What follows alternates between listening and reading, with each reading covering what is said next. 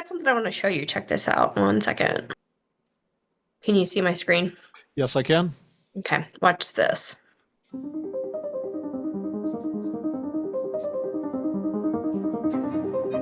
So, what are your thoughts about that video, Ken? Well, obviously, you've got to actually read the scientific reports and to know what you're doing. And what he just read, the article is C60 in olive oil causes light-dependent toxicity and does not extend the lifespan of mice. And this article is actually an article of scientific fraud, and it's primarily sponsored by and put out by Icor Therapeutics Inc. in New York, and it's basically a subsidiary of Big Pharma, who does their dirty work, and obviously in this case, and makes their living off working for larger pharmaceutical companies. And one of the things is they make the claim, which I want to say does not extend the lifespan of mice. Okay, what they're referring to is a study that I have here. It's called a carboxyfullerene SOD mimic improves cognition and extends the lifespan of mice. And there's the article, and we'll probably put links down below. And in this article, now, if you want to check this out, you can go to whatisc60.org. We're going to put the link right here. In this, what they did is they took a wild type mouse strain, and they gave them C60 every day, pretty much their entire life. And they found that C60 extended their lives 11% and completely prevented cognitive decline. They had them swim through a little water maze, and it didn't go down with aging, unlike controls, which became less capable of going through the maze. Okay, this other study that came out, when you do a scientific study to falsify another study, you have to do exactly the same study. They didn't. And this is why it's scientific fraud, and blatant scientific fraud at that, and we'll get into that. First off, in this study, the original study, they gave C60 to the rats every day. In the other study, they started out the first week, they gave the rats C60 every day, and then for the rest of the study, they gave it only once every 2 weeks. Okay? I don't know about you, but pretty much any supplement given once every 2 weeks is probably not going to be very efficacious. So that's the first part of it. The second part of it is they picked a certain type of mice, and not wild type mice, but a type of hybrid mouse. And it's called the CB6F1 hybrid mouse. And these come from two different parents, two different strains of mice. And when they make babies and make these hybrid type mice, their chromosomes are incompatible. And so when they get to middle aged, the chromosomes literally dissolve in these mice and they die rather quickly. Okay, this is not the standard type of mice you would ever do in an aging study. They purposely picked this mice. And what they did is not only that, when they started the study, they used aged mice. They started with these aged CB6F1 aged mice, which means their chromosomes were already disintegrating them before they decided to give them C60 once every 2 weeks. And then at the end of it, obviously it did not extend their lifespan because the mice were doomed. And then they claim that as a falsification of the other study. That's scientific fraud. And I'm calling them out on that. And they should be censored, and this article should be withdrawn from the journal.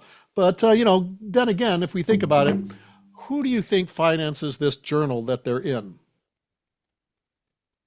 Yeah. I think we know. I think we know. Yeah, exactly. And so, and just to bring this up to beginning, they found that in pharmaceutical companies where they feature a drug that does supposedly, when independent third-party people do the same exact test, not like this fraudulent test that they did, but the exact same test, they find that 70% of the pharmaceuticals do not have no efficacy. That means 70% of all the articles in magazines like this are basically, when done independent studies, are fraudulent.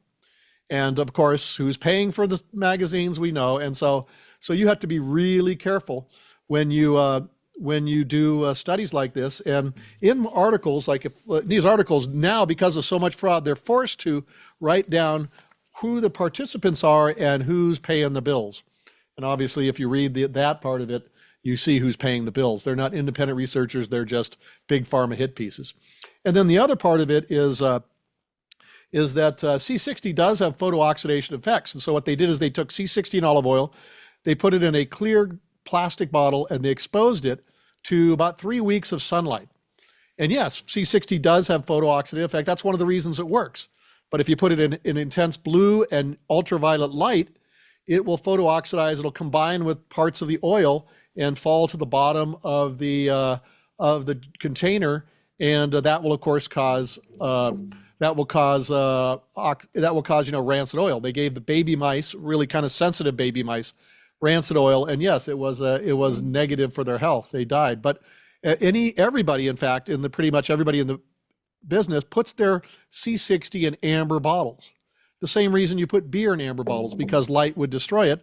Blue and white and ultraviolet light would destroy it. And of course, we also have all of our products come in boxes, and we do say keep it in your cupboard. So it's not a problem for people, but they did that purposely, and they didn't take like adult mice, because you probably wouldn't have had a problem. They took these baby mice, which are very sensitive, and used those. And I know from doing scientific studies, what they did is they probably just used regular mice, and there was no effect even from this rancid oil. It's not good for you.